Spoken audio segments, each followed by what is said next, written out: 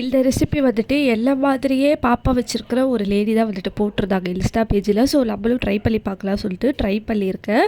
உங்களுக்கும் பிடிச்சிருந்தா கண்டிப்பாக ட்ரை பண்ணி பாருங்கள். ஒன்றும் இல்லைங்க, சில பேருக்கு வந்துட்டு ஓட்ஸு கஞ்சிலாம் குடிக்கிறதுக்கு பிடிக்காது, பாப்பாவுக்கு ஃபீட் பண்ணுறவங்களுக்கு வந்துட்டு.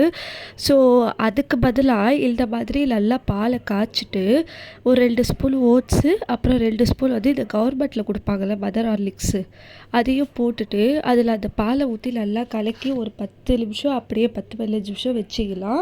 அது வந்துட்டு நல்லா கஞ்சி மாதிரி ஆயிடுது. நீங்கள் வந்துட்டு தனியாக சுடுதண்ணிலலாம் காய்ச்ச வேணாம் ஓட்ஸை போட்டு. உங்களுக்கு வந்து எக்ஸ்ட்ராவாக ட்ரை ஃப்ரூட்ஸ் எதெல்லாம் ஆட் பண்ணணும், ஃப்ரெஷ் ஃப்ரூட்ஸ் எதெல்லாம் ஆட் பண்ணலாம் கூட ஆட் பண்ணிக்கலாம்.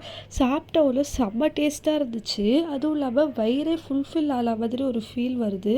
ஸோ வந்துட்டு சில பேர் சொல்லுவாங்க மதர் ஹார்லிக்ஸ் சாப்பிட்டா வந்துட்டு உடம்பு போடும் சொல்லிட்டு. நீங்கள் ஓட்ஸு கூட சேர்த்து சாப்பிட்டீங்களா கண்டிப்பாக உடம்பு போடாது. ஏன்னா ஓட்ஸு சாப்பிட்றவங்களுக்கு வந்துட்டு உடம்பு போடாது. ஓட்ஸ் எதுக்கு சாப்பிடுவாங்கலாம் வந்துட்டு ஒல்லி ஆகிறதுக்கு தான் சாப்பிடுவாங்க. ஸோ அதனால்